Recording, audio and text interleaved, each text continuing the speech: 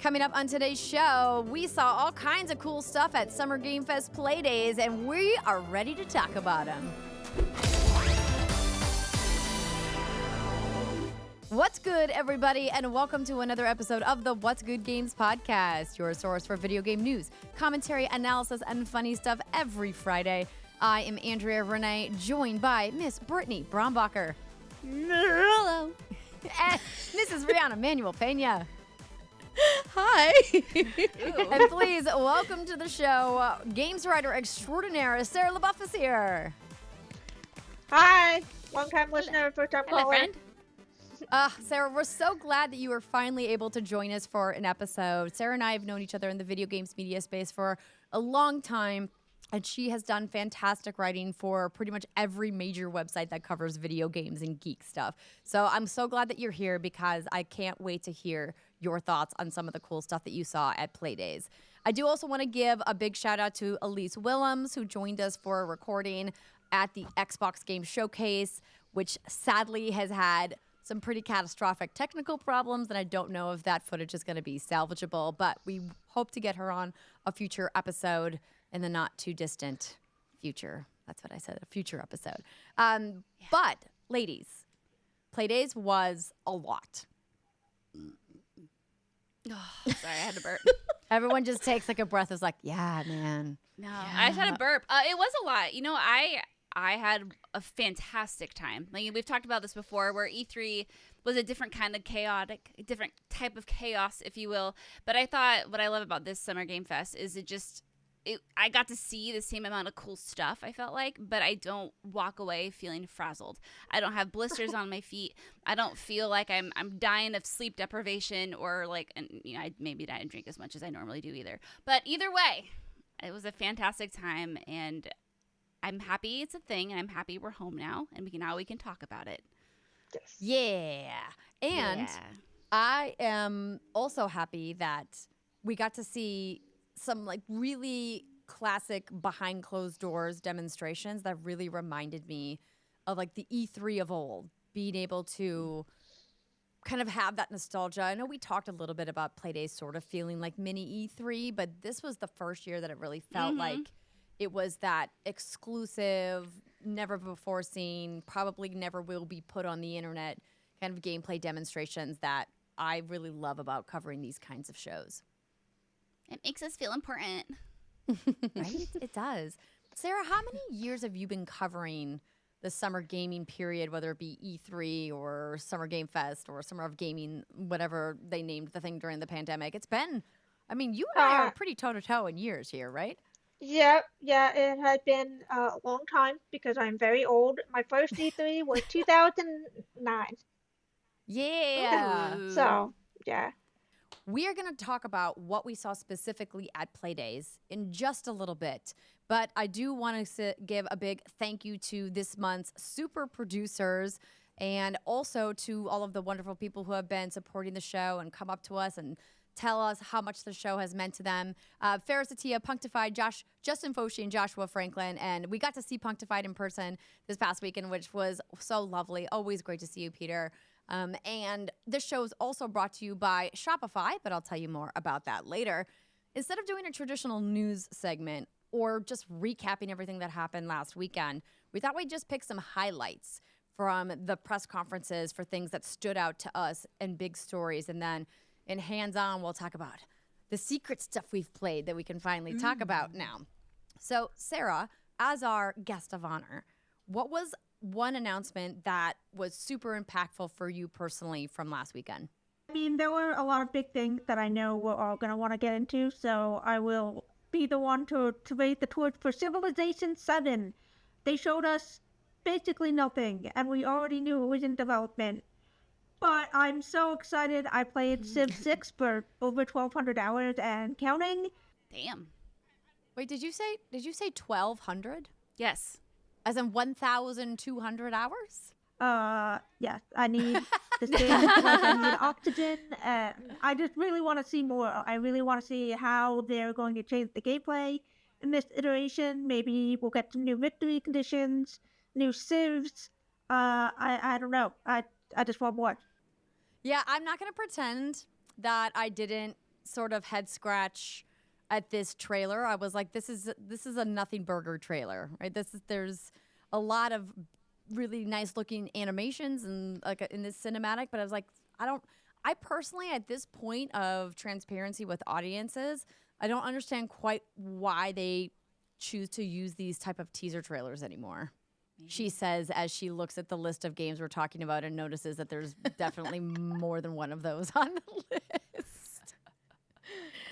Well, Sarah, what a great pick. So speaking of trailers that had kind of nothing to go off of, but looked really pretty, Gears of War E-Day. Yeah.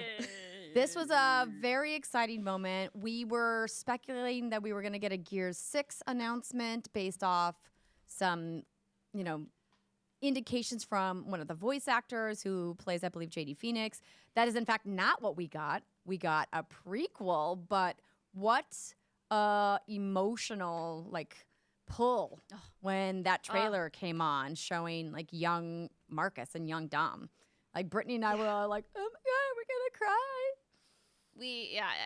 Was it Ree that clutched me? Someone clutched me. Oh, I grabbed someone. Yeah, I got clutched at one point. So this is really cool because, like you said, I don't know. Well, this is on the episode that'll never release. Never mind, rip the episode release. But we had wondered what's going to be the conclusion of the next game. How are they going to continue this game when the last game ended on such a weird choice?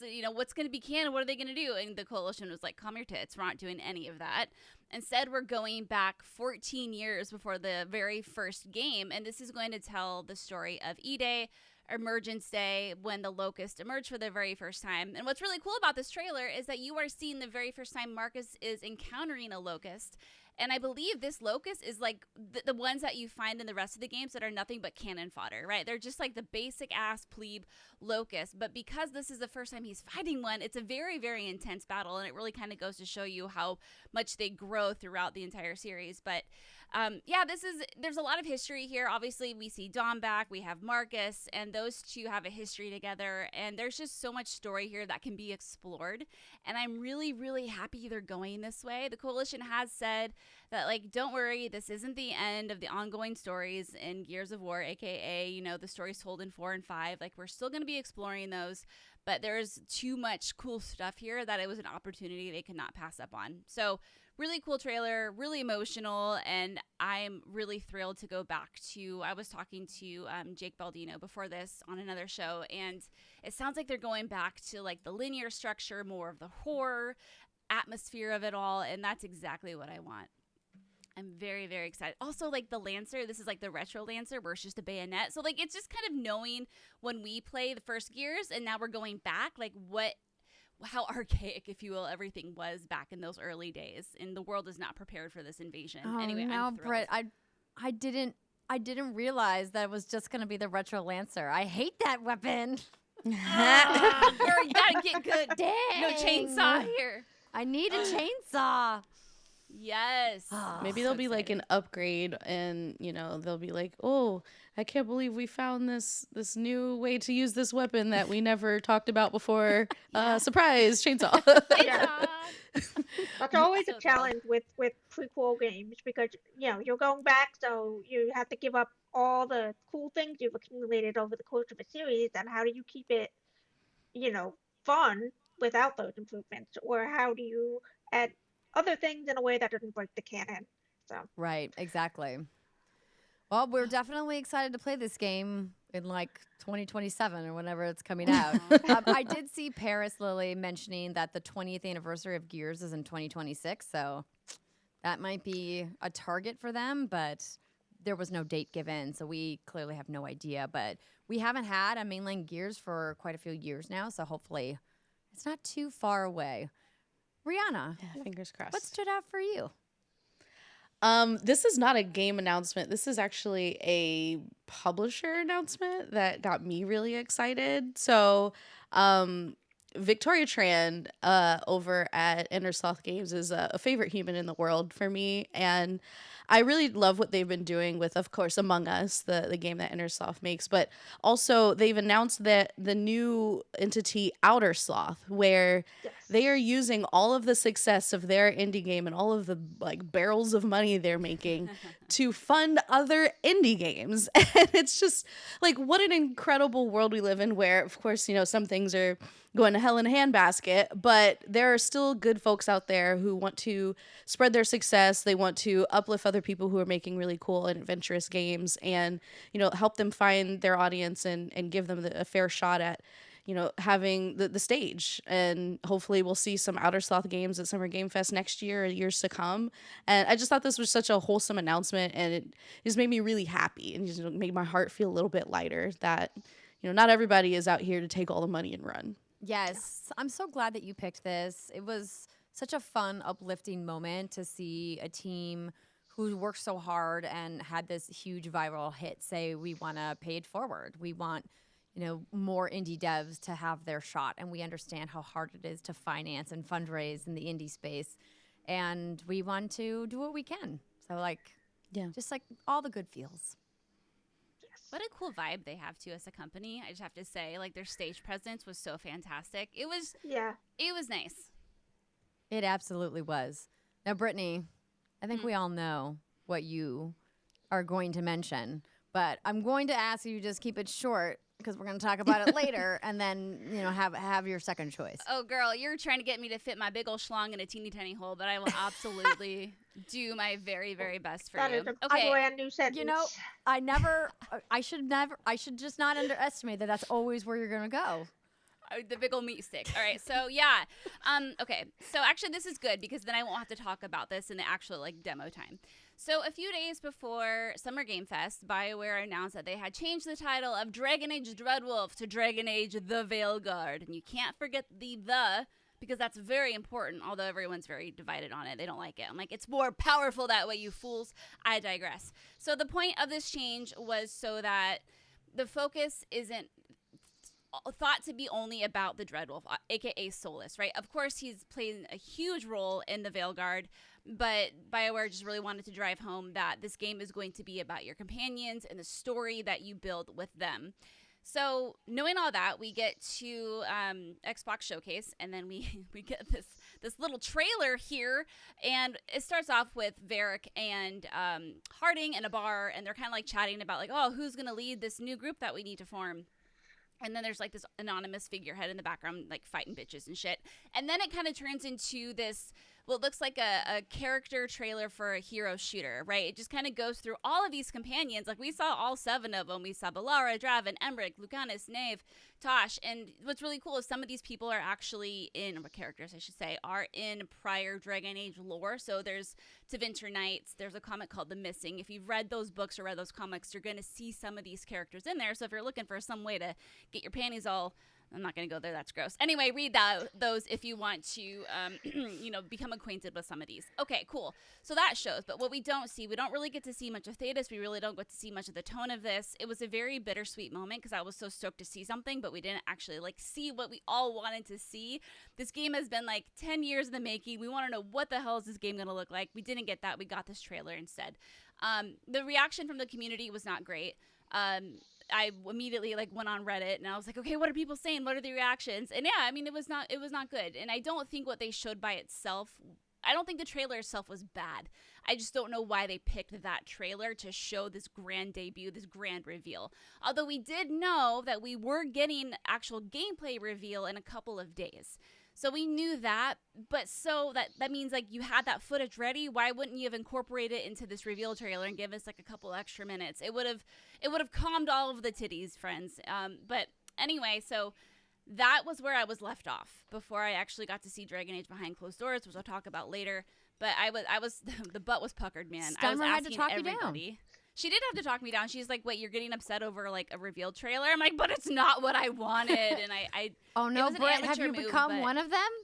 Are you that angry person on the internet that's like, No, because I knew, I was logical enough to know that I needed to rein it in, and I didn't go to the internet and bitch about it because I wanted to wait until I actually saw it for myself before I formed any public opinion. But when you have your close circle of friends, you can vent to them, and that's what I did. That's true. And she did remind me that it's just a trailer, and then everyone else I talked to that had seen it was like, it's gonna be fine, and it was. Spoilers. And you cried in the Behind Closed Doors demo. I absolutely did. And I screamed and I grunted and I made lots of noises. And I'm like, I'm never going to forget these moments. And the PR folks tweeted at me and they're like, we're not going to either. It's like, cool.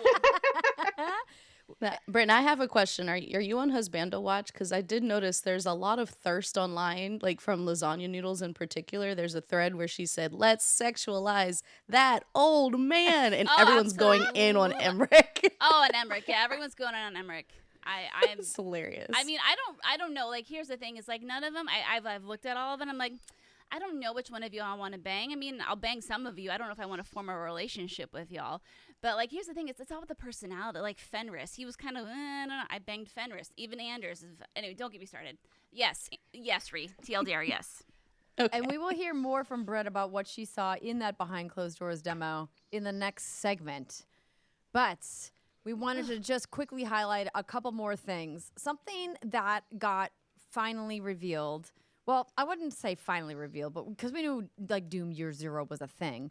But the trailer that we got from id Software and Bethesda and Xbox for Doom: The Dark Ages was Banana Town in all of the best ways. And I'm so excited that they are going in this direction, and it just looks so dang cool that I thought this was a huge highlight for me from the past weekend in regards to announcements for games that we didn't get to actually see behind closed doors, but the trailer was a banger. Oh, and it's how they kicked it off too. And that was like, oh. Yeah, Did you see Call the of Duty back Black Ops, which with the trailer Right. that we had kind of already seen. I was like, wah, wah. we knew that I'm was waiting coming. for the direct, but then the Doom trailer was like, oh yeah, this is what we came This- for. Badass. I watched that trailer probably 3 times now. You have that badass, like, furry ass cloak and that medieval looking armor. And then it's like this gun comes out and the weapons itself are splintered skulls. So, like, these skulls are being fed into this weapon. I'm getting so excited. I'm fucking punching my mic. And it's just like, it's just splintering out skull fragments, which is so fucking cool. And then you have this shield with all these blades around it and he can pull this little, like, string on it. Right? And then it just, like, slices bitches. Oh my god. So yeah, it's an FPS, well, according to the website, FPS prequel to the critically acclaimed Doom 2016. But you have a fucking dragon mount that you can ride. You have a mech? Like what? Like what is this? I don't know. And with that metal music, yo, I was just like, oh, this is a vibe. What a badass way to kick off the conference. Yeah, I think it's going to could be not so epic. Could not be more hyped for this. Doom Eternal was one of my favorite games of 2020. I played it 3 times. Yeah, it's like one of those not cozy comfort games where you just there's no moral ambiguity. You're literally just tearing apart demons from hell. It feels good, and this just looks like more of what I want with a bunch of medieval weapons. So, and yeah, I want that shield like in real life. I want to bring it to meetings with me. Yes. Yeah, the dragon mount, and then also, yeah, the giant mech, how that's going to work. Just leave it to id to hit us where it hurts, quite figuratively. Quite, yeah. Literally? No, I messed that up. That's fine. Another thing I wanted to bring up that I think the 3 of us were very excited about, and Sarah, let me know how you feel about it, is Life is Strange Double Exposure, the return of Max Caulfield. I have to admit, Yeah, I I'm did not into see it. this coming. But you recognized Max immediately. Yes. You did. I didn't. She's older now. She's older. Yeah. The trailer starts off and she's like, I haven't had to use my power in so long, or she doesn't try to use her power. And turns out she has to use it again because her close friend, Sophie, is found dead. This poor girl. Oh, no. This poor Had girl. no luck with friendships.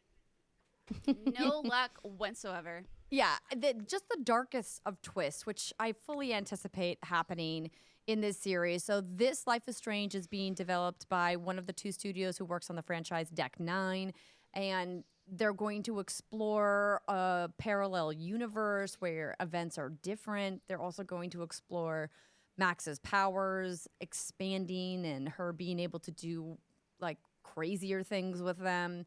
And I fully expect there to be amazing music and fun, heartwarming moments, but also, I mean, it's going to get dark. I have a feeling.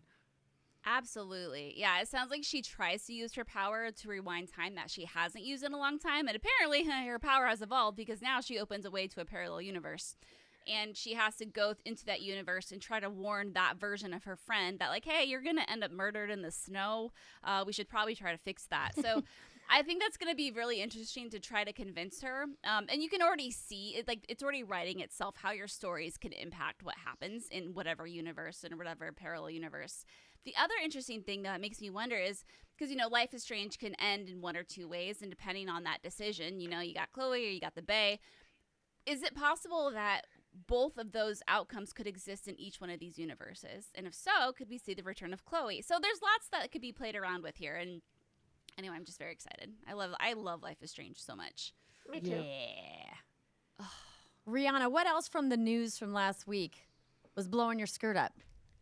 Honestly, like, this is going to sound like a very small nothing burger, as you mentioned before, but the fact that Call of Duty Black Ops 6 will not have any timed exclusivity for any of the betas, any of early access stuff that they have for DLC, like the actual like updates down the line, like all of it's going to be available to everyone at the same time. Because as somebody who loves Call of Duty and of course played primarily on Xbox during the previous era, having like late access to maps was really frustrating because it split up my play group, and I like the fact that everybody gets to play everything at the same time. Yes. I'm so glad you picked this. I mean, we talked about how we feel like we need to do a whole separate episode just to talk about everything from the Black Ops 6 Direct, of which there was incredible things like the Omni movement system, the intelligent movement system, all the cool photogrammetry stuff, the new map design, the bringing back the 3-lane maps, the round-based zombies. I mean, I could just keep going. 4-player zombies is back. Right? Yes. But I love that Phil Spencer made a point to say, hey, we know that you have questions. There's been a lot of speculation about Call of Duty being in Game Pass and it, what the console breakup is going to be. And it was a big part of their, hearings and legal proceedings last year about, is this a monopoly? And after all of that got done with the acquisition with Activision Blizzard, it became clear that, hey, no, this is not going to go console exclusive. And I think we were all like, whew. Also, like, why would they limit their audience that way? They wouldn't. We talked about that too. But him saying the day and date thing, not segmenting the audience, I think is a huge win, and really is Xbox putting their money where their mouth is with this positivity message that they've been spreading for the last 18 months. And I'm like, yes, 100%. This is what we want. We want like an actual real world example of you proving that you do want everyone to play together and to have access to those games. And so I think this was a super important move. Yeah, fantastic. Also, I was going to mention Blumhouse games, but that's not really my bag. It's more a Brittany thing. You can mention it. Blumhouse, hell yeah, you'll mention it, please. I want to hear you talk about scary things. It turns me on. Well, I don't necessarily want to play all of the scary games, and I know that there's someone hands-on that we'll talk about later in the show, but I think it's fantastic, once again, to be spotlighting so many indie studios and developers, and they actually had voiceover in the Summer Game Fest showcase talking about the games that they want to bring. That's just so awesome. Like, I just love shining a light on smaller studios and giving them a shot at the big leagues, and like giving different versions of horror games and different genres. Like, there was one that might actually appeal to me, like a cozy horror game. And if it's anything like a Cult of the Lamb, hey, maybe I'll actually play it. So I thought that was really cool. And for all of these experiences to kind of coexist under Blumhouse, which is, a known auteur and really good at curating fantastic stories, it's just, really exciting. It's just a really exciting time for creative thinkers and for people who want to see something different, because we have, so many big publishers that are afraid to take risks right now with games, and that's where the interesting stuff comes. That's where we get our BioShocks, our Alan Wakes, and I think this is going to produce at least one, if not many, bangers in the future. So very exciting stuff, and congrats to them. Speaking of that, I'll talk about Fear the Spotlight in the next segment, but I want to talk about Grave Seasons real quick. That's one of the Blumhouse games.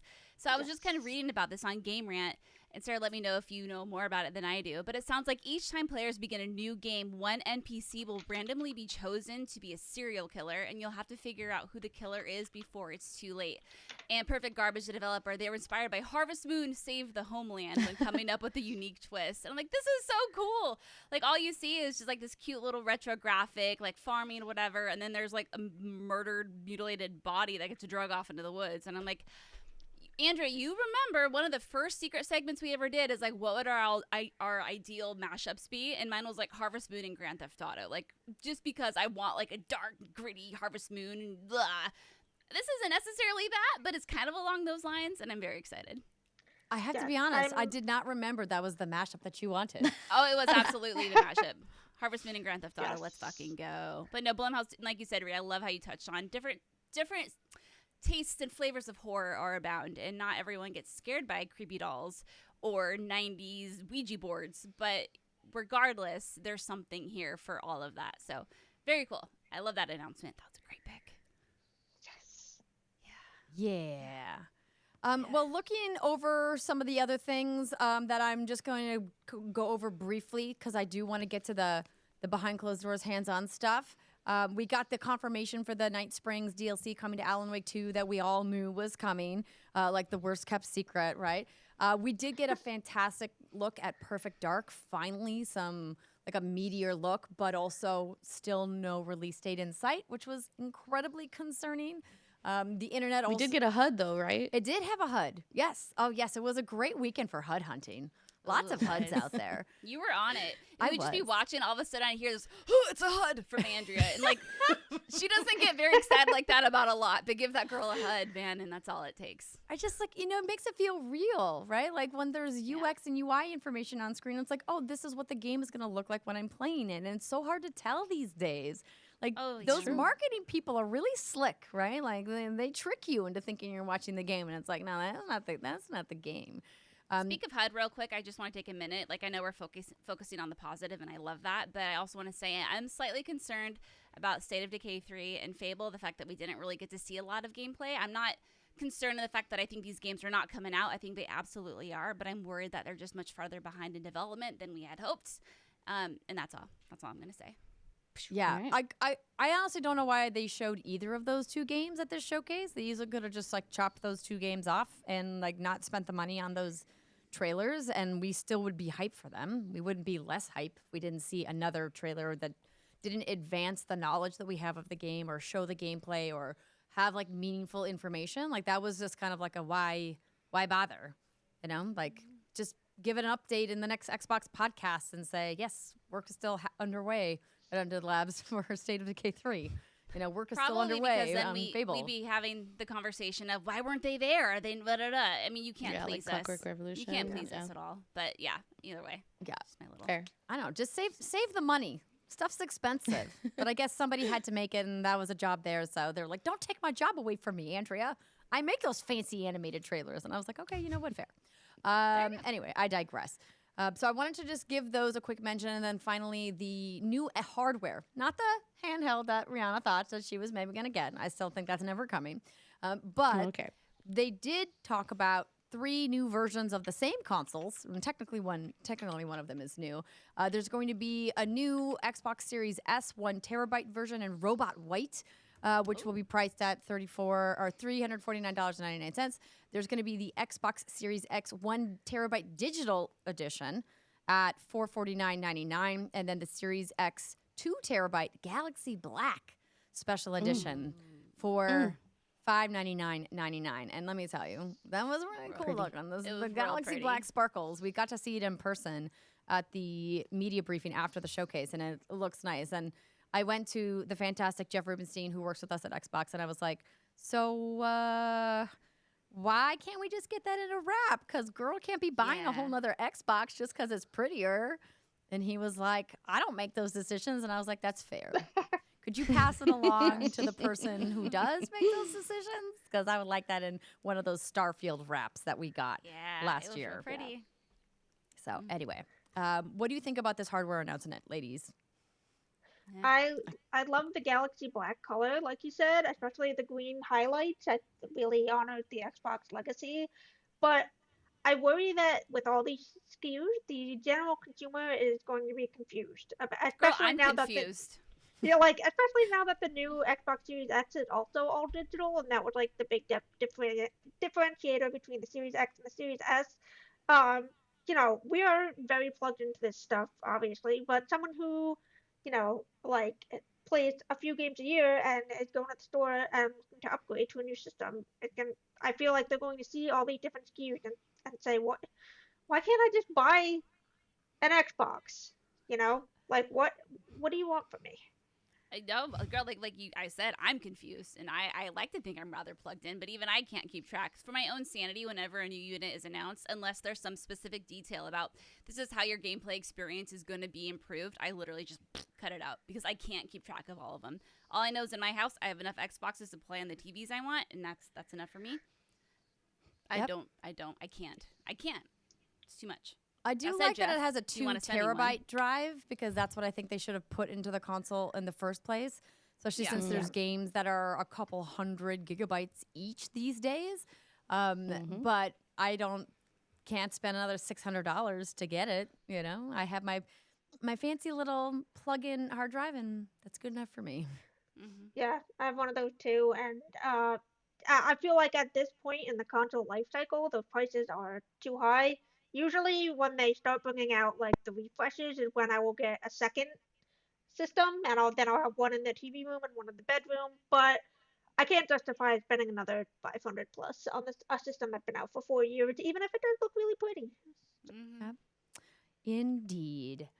Well, that is going to wrap it up for our news highlights. Of course, there was plenty more that was announced, but we want to get to the good stuff, the stuff we played and the stuff we saw in the secret rooms of Summer Game Fest Playdays. Stick with us, everybody. We're going to take a quick break, and then we'll be right back. This episode of What's Good Games is brought to you by Shopify.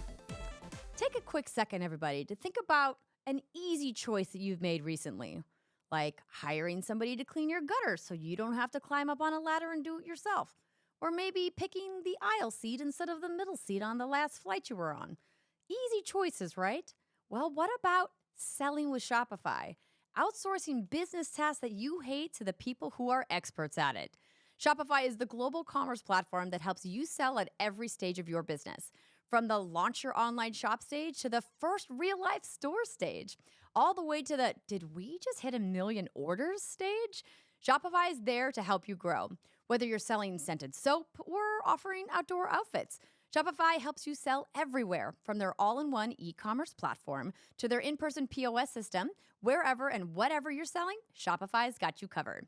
Shopify helps you turn browsers into buyers with the internet's best converting checkout, 36% better on average compared to other leading commerce platforms.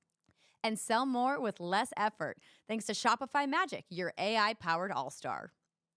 Shopify powers 10% of all e-commerce in the U.S., and Shopify is the global force behind Allbirds, Rothy's, Brooklinen, and millions of other entrepreneurs of every size across 175 countries.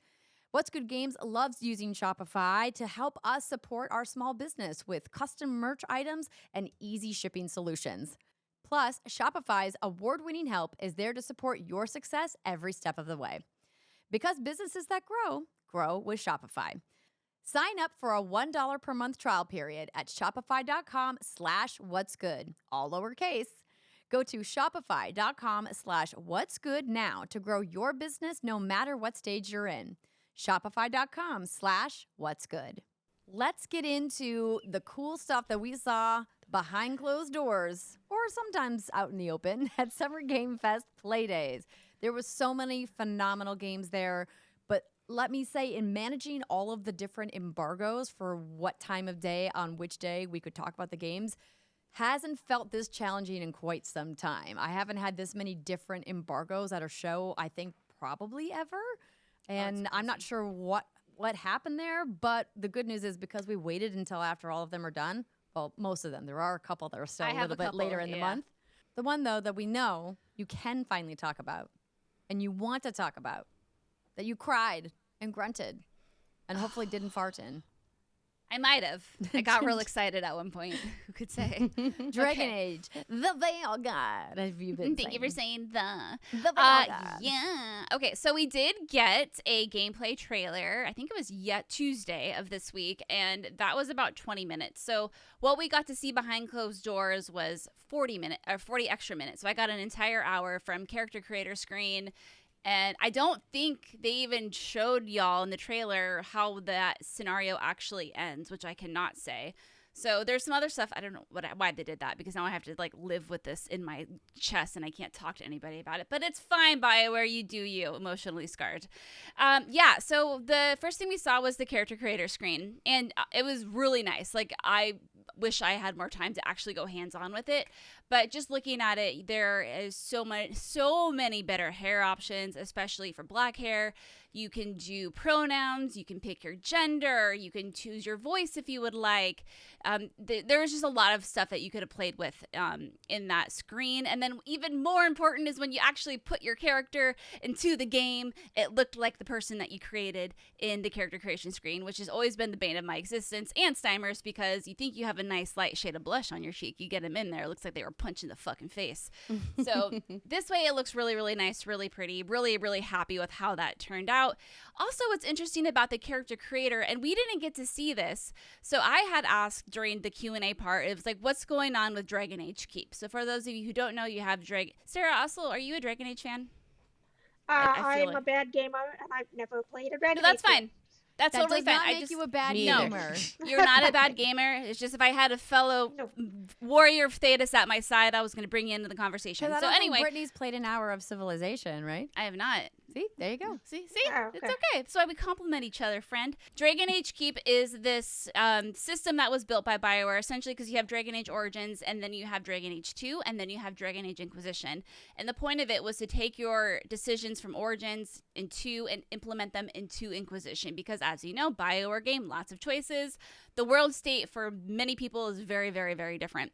So I'd asked about like, are we bringing that in? And I got a lovely PR answer of, no, this is a standalone experience. We don't need any of that, blah, blah, blah. And then I had Danny ask a variation of that question, because I had seen something on social media where there was some like hint of you get to build your world state in the Veilguard, and I was like, well, that they would have told me that when I asked about the Keep integration, and they give Danny the same ass answer too. Come to find out that there is an ability to import past choices, and it's fully integrated into the character creator screen. So it says for players that need a refresher on the previous game stories, you can go through past adventures, and you'll be shown through tarot cards the decisions that you can make and the context for it, but the Keep will not be used. So I mean, I wish they would have given me that little piece of information. Maybe they did and I just missed it because I was blacked out, but I think I would have remembered it. It's fine. So anyway, that's a whole character creation screen. I'm glad that exists, because that was a concern of mine, but now it is no longer a concern. So woohoo. So the story of the Veilguard is as Inquisition ends, you see Solus, and he wants to do a very bad thing. He wants to tear down this thing called the Veil. It separates the world of Thetis from the world of demons, and that is called the Veil, the Fade, whatever.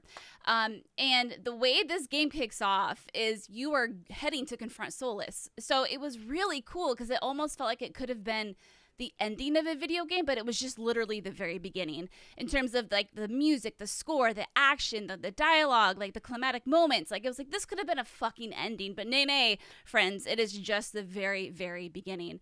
So one of the first things that you do in this behind the closed doors demo, and again, I didn't get to play, I just had to watch someone play, which was very, very hard for me.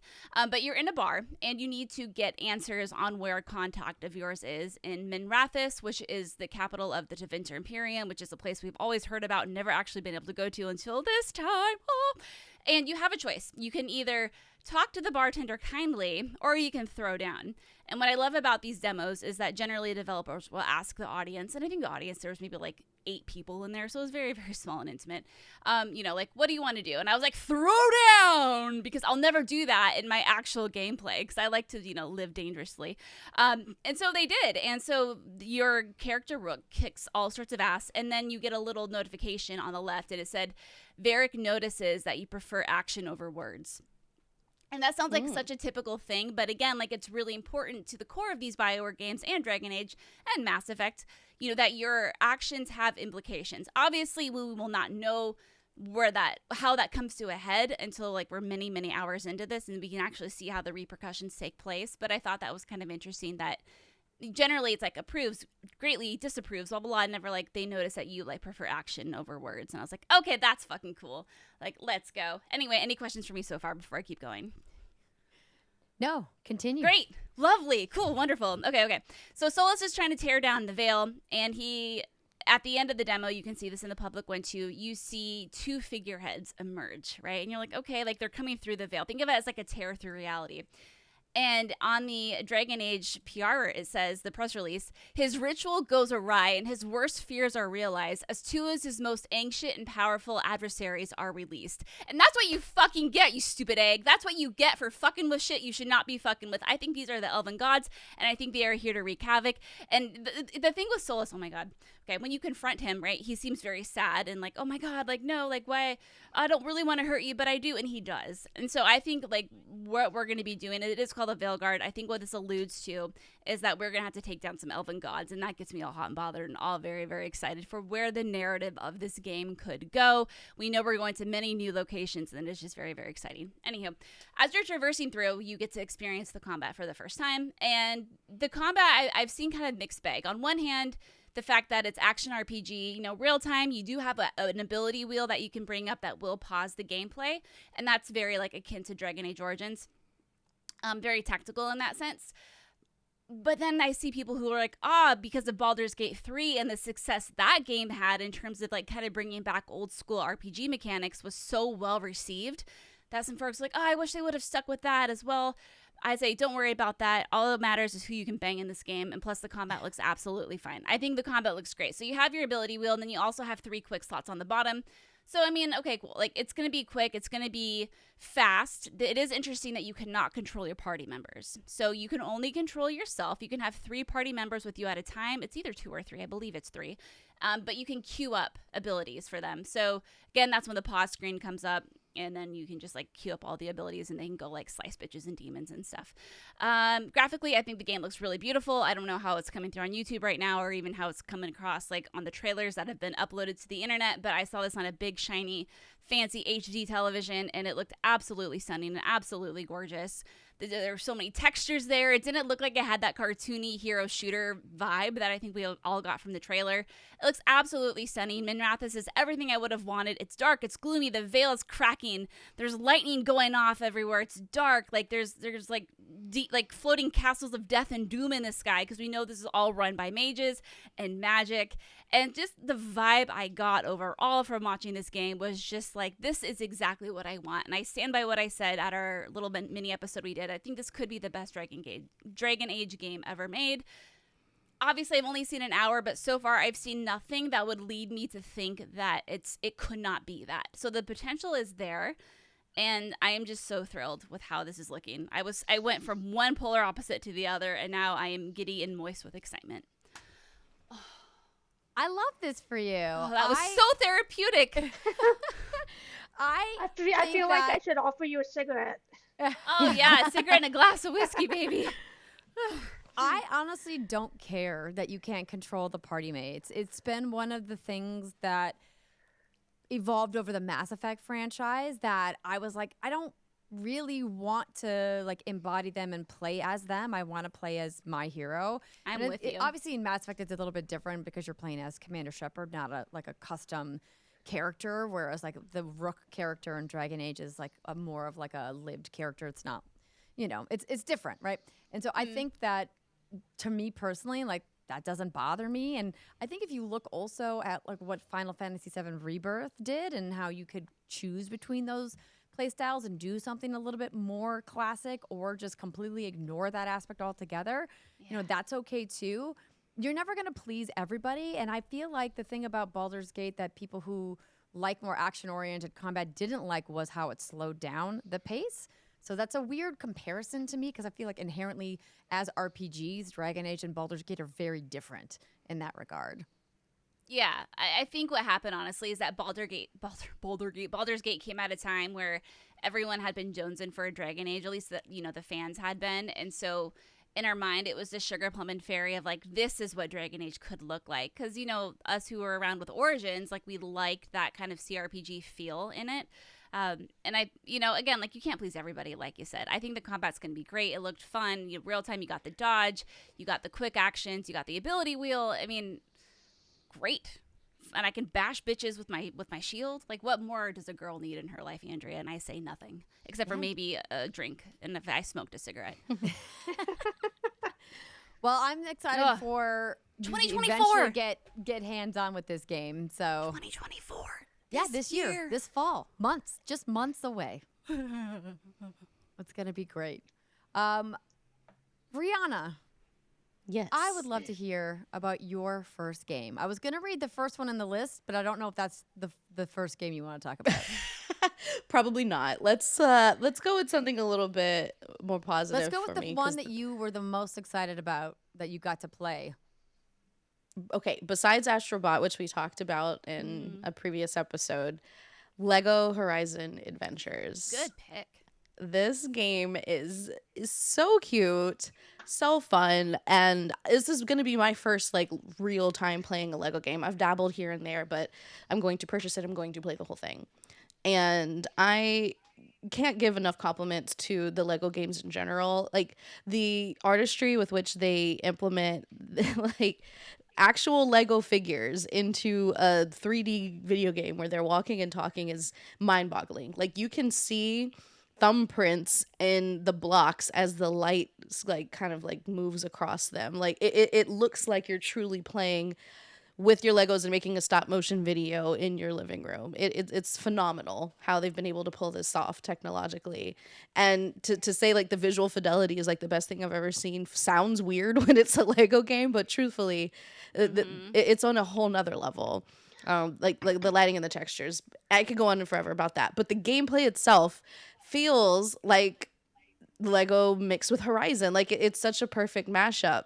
You're playing through the general story of the first Horizon game, and you you get your focus, and there's of course a hilarious gag. I won't spoil it for people, and you start to explore in search of whatever it is you're searching for. I'll try not to spoil too much for people who haven't played Horizon and maybe just only play the Lego games. But you're using your bow and arrow. If you're playing as a character, Varl, who is a second character you can unlock, you're playing with a little staff or spear that you can throw. And it feels like the combat from Horizon, where you're fighting against these creatures and trying to dismantle them. But whereas in the Horizon video games, obviously it's in 3 dimensions. It's first and third person. Like you can zoom in and break off pieces of these monsters.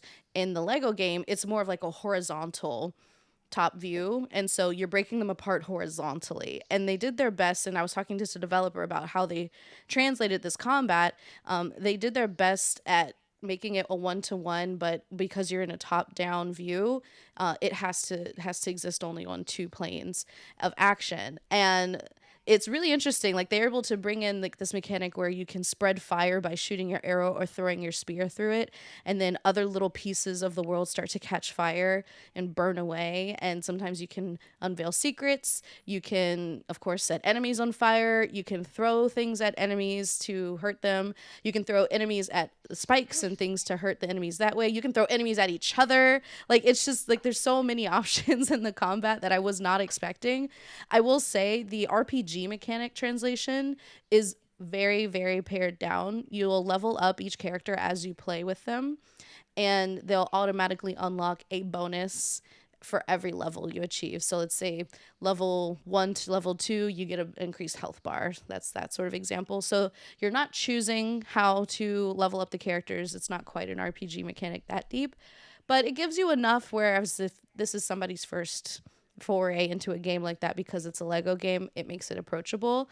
You can play with 2 characters co-op on screen at the same time, and the folks at the Lego studio have figured out how to make that work so seamlessly. Like you don't even have to think about directing the camera. You're literally just playing the game with 1 thumbstick. So again, makes it super approachable, especially for younger players. And they have up to 4 characters you can choose from, but an incredible number of suits you can put on them. So there's like a hot dog suit. You can dress up Var as Aloy. Like there's all kinds of different costumes you can put on them, and the costumes will be on them in the cutscenes, which is a sticking point for me in a lot of other games. So I think they did a great job with this. It's hilarious. The writing is top notch. It's very fun and surprisingly challenging. We were playing on medium. I died once. The dev that I was playing with also died, so we had to restart a level. And there's obviously a lot of things to unlock, the secrets, and like the replayability seems to be there. So I was very impressed. This is such a good pick, Ree. And something I also really loved about this is you know, the Horizon games aren't really funny games. They're like, they're No. just not, right? No, they're pretty serious. They're pretty serious. And in Horizon Adventures, Aloy is a mix of the Aloy you would expect and Tiny Tina. Ashley Birch does a fantastic job. Aloy is so like peppy and like upbeat, and they make light of some very serious situations that happen that you're just laughing, especially if you play the games. You're like, oh, that's what we're doing. There's a moment, I won't spoil it, where you see this meeting between Aloy and a character that starts with an E, ends with a T, if you know what I'm talking about.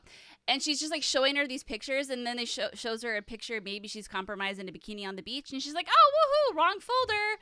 And you're like, "What? Like that never would have happened in the core game." And it is just absolutely hilarious. Like the Lego charm just so comes through with these characters. It's really great, and I also love that you can customize the towns too. There's no gameplay benefits to doing it. But Rhea, I don't know if you saw, but you could build something called a Nora coaster instead of a roller coaster. It's called a Nora coaster. Yeah. And if you want a more streamlined experience, also you can spend your in-game currency on like certain buffs. Like maybe you'll get more XP as you play, or maybe you'll have an easier time defeating enemies. So you can really customize how you play the game. But fantastic pick. I love how we have this game, and we have Astrobot from PlayStation. Like, finally, I was talking to someone there, and it sounds like internally they've been pushing these kind of family-friendly games for a while, but they were just never really taken seriously, never really picked up. Obviously, something changed, and I'm so glad it did, because these games are so damn good. Like, really, really good, and it appeals to a different audience that I feel like Sony maybe hasn't really been appealing to. And anyway, I said this on Twitter, and we even said this in our little, like, video, but it feels like they're almost coming for Nintendo's money in, like, a silly tongue-in-cheek way. But anyway, really good stuff from PlayStation. Yeah. And it's the first time a Sony IP has been on a Nintendo console in over 25 years. Hey, that's exciting. Yeah. Didn't even think about that. Yeah. Congrats to the internet for not freaking out. Yeah, Good job, y'all. it's almost like we can work together in positive ways. I've always had a lot of respect for the teams that make the Lego games, TT and the rest of their partners, and so I have no doubt that this is going to be excellent. Sarah, what is your first pick for something cool that you played at Summer Game Fest? Okay. Well, it's hard to pick just one, but I want to give a shout out to Dave the Devs. My first appointments of Summer Game Fest were with the two Dave the Devs pods. There was not enough time to play everything they had on the floor, and there's what I did play. There was just everything looks it's so unique and promising and different. But I want to highlight building relationships, because it is so weird and funny. It's, I mean, a developer described it as a short hike, but stupid. And you're a house, and you come to this island to find love, basically. You want to go on dates with other houses or bachelor pads. But like the way you get around is you just roll, like you're just rolling. You're just like, imagine if you're like a Monopoly house falling down a hill or something. That's how you move around. That's like a quite literal perfect example. If you're watching the gameplay trailer at youtube.com/westcoastgames, it's like the red Monopoly hotel, like rolling down a hill. Yeah. This is the best thing I've ever seen in my life. It's the dialogue is hilarious, and often very inappropriate. So, but I think you'll get a kick out of that. Yes, you know me so well. Yeah, like it's a little raunchy, but it works because it doesn't take itself too seriously. Like it's not trying to be edgy or anything. It's like sometimes the characters will just say like LOL in their dialogue, just because like we're just having fun here, guys. This is a game about a house that goes on dates. So yeah, and I played it for about 15 minutes, so not a ton of time to get a lasting impression, but there's a dialogue. It says, do you consider yourself a bottom floor or a rooftop? That was part of like the dialogue I just saw, and I see what you're saying now, Sarah, about the dialogue. That was good. Yeah, I was laughing the entire time I was playing it. This is like a day one play for me. I would have loved to be a fly on the wall of the room where they came up with this idea. I'm like, you have to have been like smoking or drinking something and be like, what if we make a game about building relationships, but it's a literal building? So good. Yeah. And I feel like without the Day of the Devs organization, like this game never would have gotten made. And that's one of the things I like about Day of the Devs is that they give tiny developers, the funding and the resources they need to actually get stuff like this out there. Cause I have no idea how people are gonna feel about it when it's out in the wild. Are they gonna get it? Is it gonna be funny for half an hour and then kind of old? I don't like. I think it's hilarious, but maybe my sense of humor is really broken. I don't I know. love I you. just know I'm into it. Hell yeah. How cool. I'm excited. I wonder if you can like bang a mansion. Yeah. I don't. I I don't know imagine how. that that's got to be part of like one of the arcs, right? Right. Like yeah. the big rich house. Yeah. All right, well that was a quick one. Let's do another one. For me. Okay. Yeah. I mean, you obviously Yeah. saw more than one thing at the day of the devs booth. Yeah, another thing I saw at the Dev that I really liked is Phoenix Springs, which is a neo-noir point-and-click adventure. I've always loved point-and-click adventures. I was pretty much raised on them, and this one feels kind of old school in the best ways. You have like your verbs, and you go around interacting with things and trying to find new information. But instead of an inventory, if you played classic point-and-click adventures, you'll just try to make the things you have that you pick up randomly work with other things. But in this case, the inventory is it's concepts. Like you might read an address you need to know later, and then you go to a computer and use computer with the address, and then it's like, okay, now I'm looking up the address, and now I'm going to this house. And, you can bring up these concepts in conversations with other people, and it's also like a dark mystery, so I'm into that as well. But yeah, if you like point and click adventures, I think there's gonna be a lot for you there. Oh, that's pretty. It's an interesting art style. This was the one that Ashley dropped, where we said at the very end of the episode of our best of show we wanted to give some honorable mentions, but with zero context. This was the game that she mentioned, which is cool. Yeah, it's very cool. I love the art style too.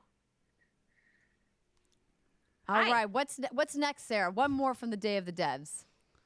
Okay, let's talk about UFO 50, which is 50 complete games, not mini games, that tell the story of a fictional console and its life cycle from, I think, 82 to 89. So games at the very beginning of the library will be more basic than games at the end. You might see sequels or repeating characters or repeating themes throughout. I only played a few of the 50 games, but I felt like I'd been transported to 1985 in an arcade with like a sack of quarters, and I would just go nuts in there because all the games are very arcadey, like some of them are beat 'em up style. And this is just a new way of storytelling we haven't really seen, and it kind of emulates what Atari and Digital Eclipse did with the Atari 50 collection, only for a fake video game console. And I just always love seeing new ways to tell stories in games. So I want to see what all these 50 games look like when you play them all together and what kind of story they tell. And doesn't this have an interesting story where it's the lore is that it's a fictional company from the 80s that was like ahead of its time, right? And it made these games, and you are playing through its collection of video games. Yeah. You basically, it's as if, like, imagine if you were just playing every, like, Nintendo Entertainment System game from launch to, the last one that was released, which I think was Wario's Woods. And you would see over the years how they change, how they get more complex, how That's mechanics cool. are improved. So yeah, and you can kind of see that, but for a fake system with fake games. Well, the games are real because you can play them, but the system is fake. Yeah, and it looks I like love half that the collection description features of I feel multiplayer. like I got dropped into an arcade in the 80s with a stack of quarters and I just was playing a bunch of different games. Like that feels like such a really accurate representation, having looked at the art and the style of gameplay for so many of these games. And I forgot that this game was announced 6 years ago. That's how long they've been working on it. I didn't realize I that. definitely forgot about that. But yeah, Cool. UFO 50. Well, that's a fun really little highlight from the Day of the Devs, because mine is definitely a hard pivot from the indie scene. and is instead a giant AAA licensed IP game. That's right, everybody. You knew it was coming. Take a shot. I'm talking about a Disney game. My husband, John Drake, yes, works for the Walt Disney Company. Lucasfilm Games partnered with Massive Entertainment to create Star Wars Outlaws. And we saw some gameplay at the Ubisoft Forward that happened earlier this week. But I got to play a solid hour and change of the game. I got a little bit longer, even though the demos were mostly timed because I had a little bug that forced me to start a level over. Oh no, I have to play it again. Poor me. I say that with sarcasm because I had a lot of fun playing this game. So this is a game that has been in development for quite a while. It's a third-person action-adventure featuring Kay, this scoundrel in the vein of Han Solo in the galaxy far, far away. And it's weird because I think that there's been really mixed reactions to what people have played behind closed doors.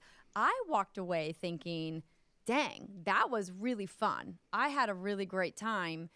But after reading some of my peers' comments, I was like, okay, I could see how people might call it dated or more of the same or, nothing innovative in the gameplay loop.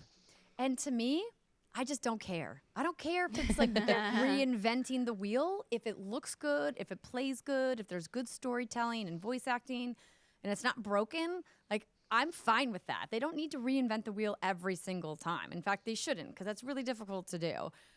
I was really interested to see how Massive as a studio, most probably well known for the Division franchise, was going to take the type of expert gameplay that they do in that franchise and maybe apply it here.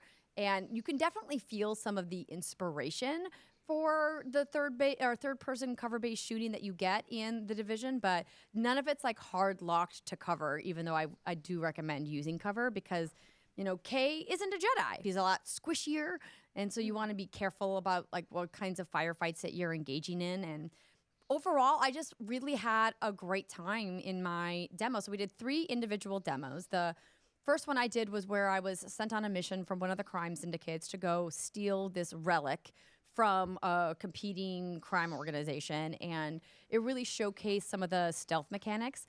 It's your pretty typical, like you're climbing through vents and crouching behind things and basically just trying not to get caught. But let me tell you, the star of the demo was your little buddy Nyx. No. Just such a cutie pie, and you can use him in a variety of ways as someone who goes and fetches weapons for you or opens doors or distracts enemies, which is mostly how I used Nyx.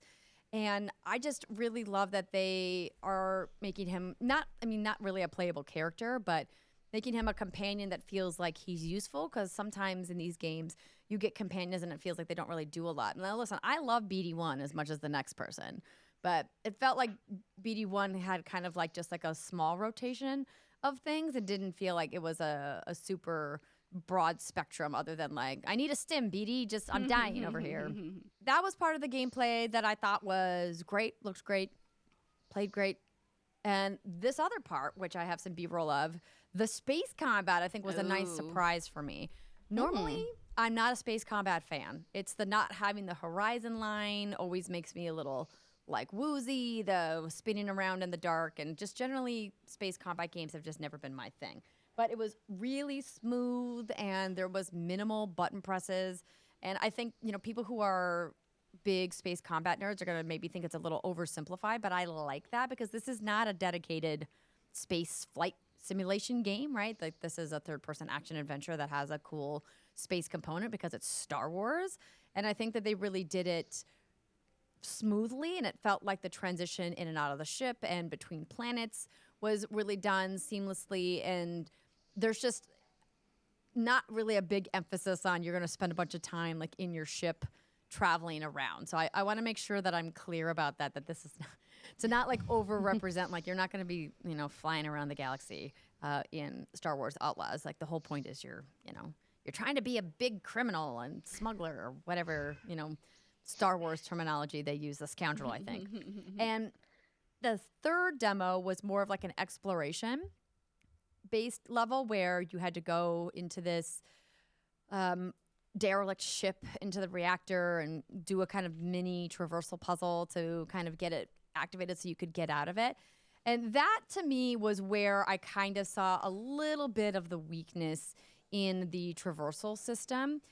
And I think the reason why it felt so, I don't want to use the word like basic, but I mean, I guess that's kind of what it felt like, was because the traversal in Respawn's game, particularly like the cool stuff they were doing in Jedi Survivor, just felt so good and it felt meaningful and it felt like there was actually like a puzzle element there. And the traversal here, despite the fact that Ubisoft as a publisher and developer has many, many studios that incorporate climbing mechanics into their games. Hello, Assassin's Creed. It just felt a little like sticky in a way that I wasn't quite happy with. So that was like a little bit of a bummer, and there wasn't anything really involved or different about what I was doing. I was like, oh yeah, I'm jumping up onto the ledge that has the little yellow marker on it, right? Like your typical action adventure thing. So that part I was like, well, you know, maybe they're going to elaborate on that inside the game, but if they don't, it'll be kind of like a, oh, well, like I'm not like sad about it, but I'm not mad about it kind of a thing. Does that make sense? Yeah. So would you say that your hype level has gone up, gone down, or about stayed the same after playing it? I would say about stayed the same. So this was one of my most anticipated games for 2024, and it is coming out in like 2.5 months, so very soon, right, in August. And I think it's going to be fun, and I love that they kind of got out in front of the message about what this game is. This isn't a giant open world game, right? So one of the leads at Massive, Julian Garrity, got on an interview recently and said it's about 30 hours of a gameplay experience. And I'm like, that's what I want. Great. I want a nice, succinct, tight gameplay experience where I get to have a cool story moment and do some fun things, and then I'm done. And I don't have to go collect a bunch of stuff or go through a bunch of dungeons. Like, I don't need every game to be that game. And I think that this is a cool, different story in the Star Wars universe that we really haven't gotten. And I think that that's okay that we get to have those experiences in addition to everything else that Lucasfilm and the Star Wars brand is working on, of which there are plenty of other games if you think that this isn't going to do it for you. Yeah, I didn't get to see it at the show, but it is also one of my most anticipated games of the year, and I feel like you're saying all the right things for me. You know, it doesn't have to invent something new. Just like, let me live in this cool universe and do cool things. There's so many stories to be told in the Star Wars world that haven't been explored yet. And I feel like Jedi Fallen Order and Jedi Survivor did a really good job of exploring the Jedi side of things. But yeah, now I want to be a scoundrel for a little bit, you know? And for me, space fighting is usually my least favorite part of Star Wars games, so I'm actually glad to hear you say it's simplified, because like I don't need like fancy dog fighting. Okay, I just want to go like pew pew pew and then get off. Like, oh yes, you'll definitely be able to go pew pew pew for sure. And Nyx, I mean, just like Nyx is so cute. It's like a lizard, dino, cat, tadpole. Yeah, you nailed it. That's the Star Wars monster creature aesthetic right there. Brittany, we're going to go to you next, and we're going to maybe do not as lengthy of deep dives in the stuff that we have coming now. Don't you worry about that. Nothing goes deep as Dragon Age, baby. The next game I want to talk about is one of my most anticipated, which is Metaphor ReFantazio. Sarah, are you a Metaphor fan? Are you an Atlas fan? I am a huge Atlas fan. I love Persona. I actually could not get in to see Metaphor ReFantazio because appointments were booked up within 10 minutes of the email going out, so I want to live vicariously through you right now. Quite literally, I got the very last appointment because I hadn't checked my email in like 2 hours, God forbid. But yes, I did get the last one. Apologies. Okay, anyway, yeah. So I got about, I'd say an hour, and my demo was also broken up into 3 spots, kind of like the Star Wars demo, which was a trend at Summer Game Fest, which I actually did enjoy because you get to see different parts of different games. Anyway, so the first part was kind of like the beginning tutorial where they teach you the basics of the combat, which is a little different this time around, which I'll talk about. The second one was more dungeon crawling, and maybe you were like 6 or 7 levels higher. The third part of the demo, which I didn't get to because I had to record our lovely episode, was a really tough boss fight. So I'll just talk about the first 2 parts. So I guess like the main thing that I think a lot of folks have questions on is like, this is obviously an Atlas game. You have Persona, you have Shin Megami Tensei. Does this feel like a mashup of the two? And I want to say like, yes, it absolutely does. I think it has even more swagger though than Persona, and I really do stick by that.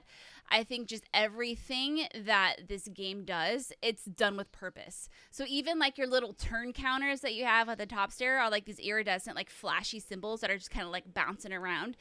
And every animation, every time you flip through the menu, it's like boom, boom, boom, like screen this, screen that, sound effect this. It's really fucking cool, but it's never obnoxious. Like they're really good at hitting that sweet spot. So that's just like the menu and the UI, which we all know if you're an Atlas fan, like absolutely that's very, very, very important to these games because that's why it has so much fucking personality.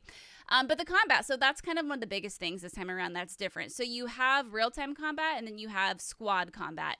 And so when you are you're running around a dungeon, you encounter an enemy that's less levels than you by probably a certain amount. What you can do is you can just run up to them with your weapon, slash, defeat them. You don't even have to go into an actual like combat instance. You get the XP, you get the gold. Yay, cool, you did it. Proud of you. If you come across an enemy that is your level or higher, what enemies have are stun meters. And so what you want to do is you want to try to whittle that down.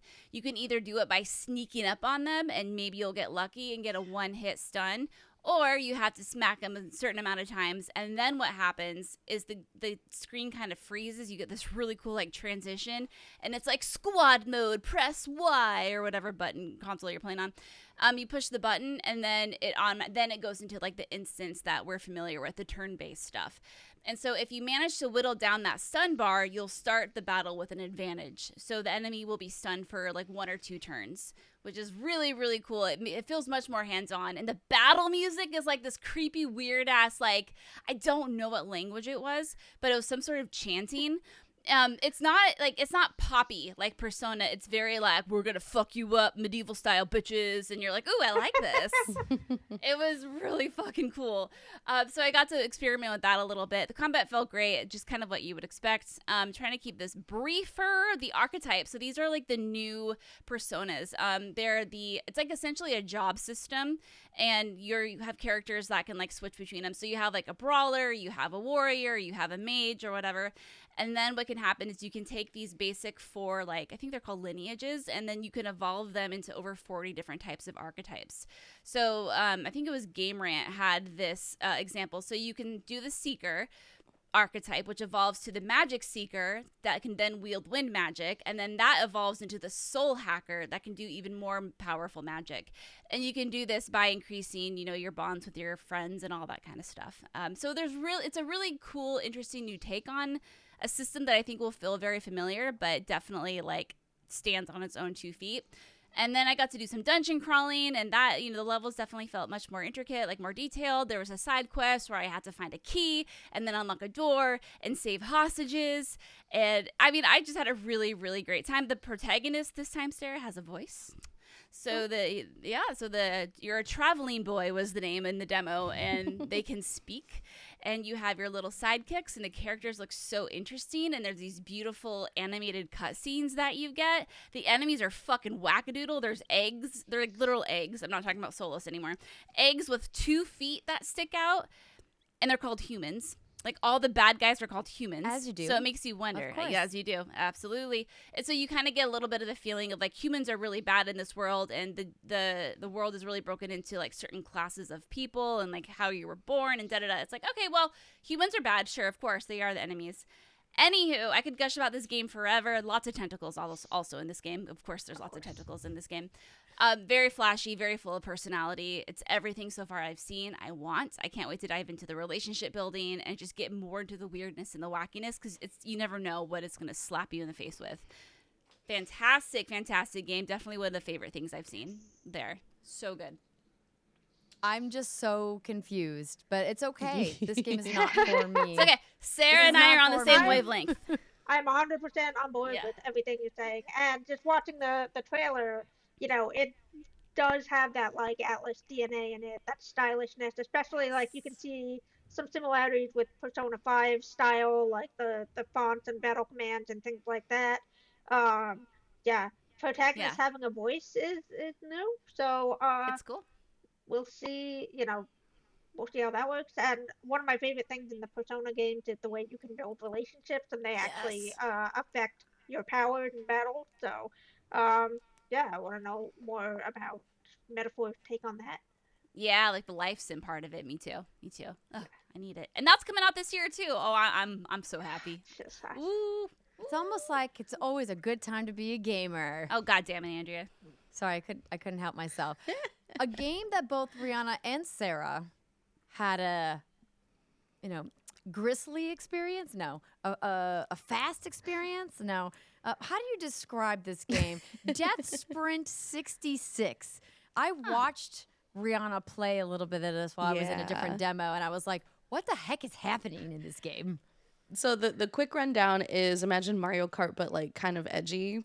And you're playing in this dystopian world where, everybody has left the cities, and the entertainment format that people choose to engage with is clone sprinting. So these are human clones bred in order to run really fast, and you are driving these clones as a sprinter. And instead of a red shell, you have a buzzsaw that chases after the person in front of you. And all of the different power-ups you can imagine, their shields, their speed boosts, and you're literally sprinting across like this death course where, there's lasers that'll slice you. There's, big saws that'll grind you up. If you go off the side of the track, you explode. And, it's just very fast-paced, at like SSX kind of movement. You can't really steer very well, so you're strafing and drifting in order to make corners. And once you get to know the tracks, you start to find your optimal path through it. And there's collision with the other drivers / runners, so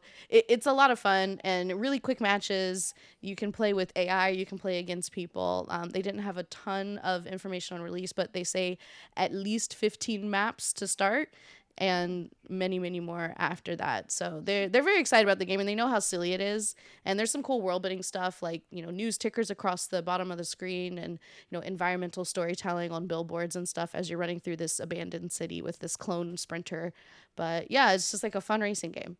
Like you said, it's very fast paced. And when I sat down to play it, the game director Andrew was there, and he said, "Oh, it's like Mario Kart." Kind of looked at him and looked at the screen and was like, "Are you sure?" But it really How on earth is this like Mario Kart?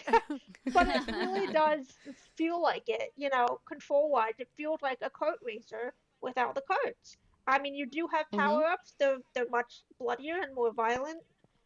Instead of hitting people with shells or tripping them up on bananas, you're just like throwing mines down and watching people explode in like a cloud of blood. It's so fast and it's so fun. I mean, I played, I think, 3 races or 4 races, and I was just having a blast the whole time. So, and I won against the AI players, so I feel good about that. Nice. I did not. Well, you can't win them all, right? Did you want to talk about Kinutsugami now? Kinutsugami Path of the Goddess. It was something we saw previously, and it looked kind of like horror genre, but like pretty. And that was what sort of initially drew me to it, was the art style, because we, of course, didn't see much gameplay the first time this appeared on our screens. But what we got today, or what I played this past weekend, is one introductory level where you go through the tutorial and then a boss fight. So it's essentially sort of like a tower defense model where you're collecting currency in order to place and upgrade different troops or villagers around a portal where monsters will come out every single night. And as you gradually collect more and more of this currency, you draw the path for the goddess to walk up to the portal and purify it. Once she purifies it, you've cleared that level. So you may have like 3 or 4 night cycles as you're trying to collect more and more currency and upgrade your troops more and more. defeat more enemies, and then eventually draw her little pathway from where she starts to the end of the map at the portal. And it's a satisfying loop. The boss fight version was a little bit confusing for me personally. We started off with a whole new set of troops. So none of the people that I had been upgrading carried over. And I got the sense that, and I got the sense that there are some obviously RPG elements of speccing out your character or your force, your fighting force, I don't know what to call it, in order to have things that carry over from round to round. But I started off with all fresh villagers. None of them knew how to do anything, so I had to start upgrading them again, waiting for waves of monsters to come so I could kill them and then gather the resources and then upgrade them either to a time freeze dude or a woodcutter, or with a guy with a big axe that would help me fight. And you can move them around the map. If they get downed, you can heal them. You can place them even if you're down. So you become like a ghost spirit that sort of floats around the map, and you can still control where all of your troops are. There's a quick call for you to defend. Say, everybody defend the goddess, or everybody attack the biggest monster. And it felt pretty intuitive once you get the hang of it. But I still am waiting to see like where the depth of the combat comes in, because it did feel very surface level. And there are a number of different things you can collect sort of in between rounds, but they didn't make that much of a difference in my gameplay. So I've yet to see how complex this can get. I think I'm a little bit more hot on this game than Rhea is. I think for me, the loop seems much more addictive. It's like kind of one of those perfect little treadmill games for me to walk and play on the treadmill, because I like how it has a day-night cycle. And during the day, like she was saying, you purge the defilement, as so you're the maiden's guardian. And as you do that, you collect coins and resources. And as you do that as well, you uncover villagers. It kind of reminds me of like people who have turned into clickers. They're all like, oh, but you can actually, that sounded like a goat, but you can actually save them in this round. And then, yeah, like Reese said, you can assign them roles and stuff. And then they come out at night, and it's real-time combat. And so you have a bunch of combos, as So does, the guy who you play as. And I think where the depth of the combat will probably come in will probably be because I realized, like, after I defeated the boss, I unlocked a ranger. And so now I have, like, a dude with, like, with arrows and shit. So I'm assuming, like, I think I even saw some levels where you can actually go, like, vertical and, like, because you have to cleanse these Torii gates. So I think there's probably, like, a lot of it in that sense. And I really was into the gameplay loop because it also has, like, that Japanese, like, swag to it. Because you have, like, this maiden, she's doing cool shit. Anywho, like, I really enjoyed it. And there is a lot of you can do in between the rounds. Like, you have a central hub where you can upgrade, you can collect trinkets and talismans and make yourself more powerful. And I think I want to become OP and defeat bitches that way. That sounds fun to me. But it was really fun. Comes out, is that coming out this year? 2024, yeah. I have one more game I want to talk about quickly, and then we'll wrap this show up. And I want to talk about it because I'm going to be transparent, everybody. When the team representing this game reached out and said, we have an unannounced new RTS game that we're showing, I said, RTS? No, thank you. I'll pass. There's too many other things to do. It's really difficult to play an RTS in this setting. Having played games just like Civilization at E3s of yore during Judges Week and just being lost because getting dumped into an RTS when you have like 60 minutes to play a whole match and write down all of your notes and do your interview is just really challenging. But they said, okay, we hear you. It's busy. But what if we said the matches are 10 minutes long? And I said, okay, I'm listening. And then there was the big reveal of Battle Aces at Summer Game Fest Live. So I want to just quickly talk about this because this may be a game that gets me back into RTSs in a way that I'm not ready for. I don't have time for. But dang, I did have a lot of fun playing this game. So a quick recap as I pull up some gameplay. So this is from a studio called Uncapped Games, and it is a new take on the traditional real-time strategy genre. What they're trying to do, based off the conversation that I had with several different members of the Uncapped team, is to go after that really addictive gameplay loop that RTS players love, giving it a really easier arc to get into, but difficult mastery at the far end, right? Like easy to learn, difficult to master. Like we've seen some games say that in the past, but And I have yet to see like what the difficulty loop is at the end, but I will say it was very easy to jump right in and play, which is great, which is what you want when you're just doing a demo like this. So I'm going to pull up some of the gameplay that they showed at the PC Gamer Show or the PC Gaming Show over the past weekend. So I still need to catch up on that. Oh, yes. There's just so many things. So if you see some cutting back and forth between the dev team and the gameplay, that's why this is from the PC Gaming Show. What I really loved is that there's just a really simple menu interface. Now, I'm trying to see if they'll be able to show it here. So on screen in the bottom left-hand corner, you basically have two main menus, your tilde key and your tab key. Tab is kind of like your menu of your unit decks where you can see all of the little guys that are fighting on your behalf. And then the tilde key is basically like your action key or your recall key if you need to bring your troops back. So like movement-based and attack-based keys, which is, right off the bat then I was like, oh yeah, that's it? Cool. I love that. Keep it simple. Because sometimes when you open up these menus, you get overwhelmed by like a huge selection of options. They also don't put any of the unit deck selection inside the game. You do it all in advance. And at first I was a little confused by what they meant by unit deck. And I was like, oh, you mean like my card deck?